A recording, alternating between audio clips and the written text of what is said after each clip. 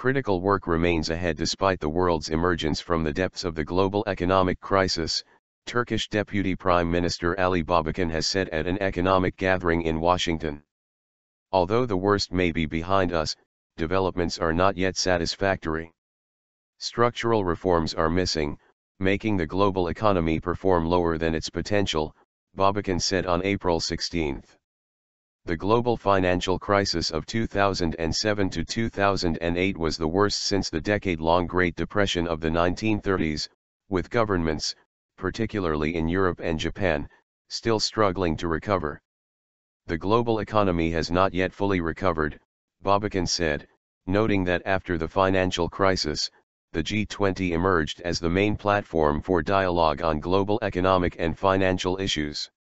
Turkey assumed the G20 presidency last December, vowing to fight global inequality. The financial sector is now looking better than it used to.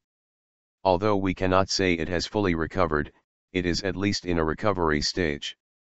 Now it is time to refocus on the social and environmental aspects of our overall economic policies, added Babacan, who is seen as one of the key figures steering the Turkish economy.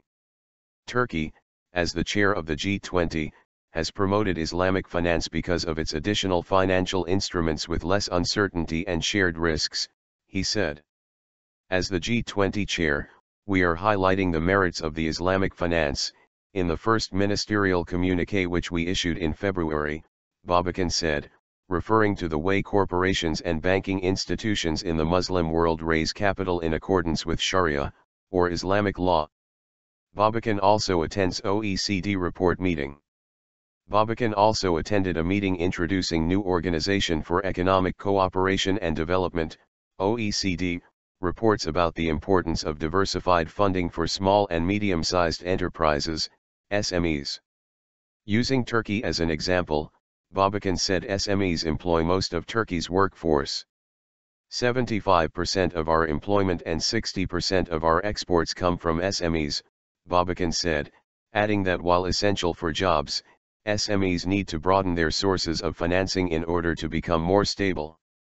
In many countries, at least 50 to 70% of the employment actually comes from SMEs, he said. The reports by the OECD analyzed SMEs in 34 countries and concluded that alternative funding options must be developed and promoted to support investment. Babacan presented the reports in Washington, alongside OECD Secretary General José Angel Gurria, who had a rather pessimistic outlook on SME financing. Small and medium-sized enterprises play a vital role in driving economic growth and creating jobs, but access to finance for these firms will remain a challenge for years to come, Gurria said.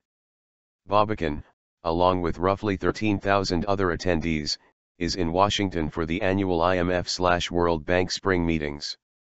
Approximately the same number, along with major world leaders, are expected to attend the G20 Leaders Summit in Turkey's southwestern coastal province of Antalya in November 2015.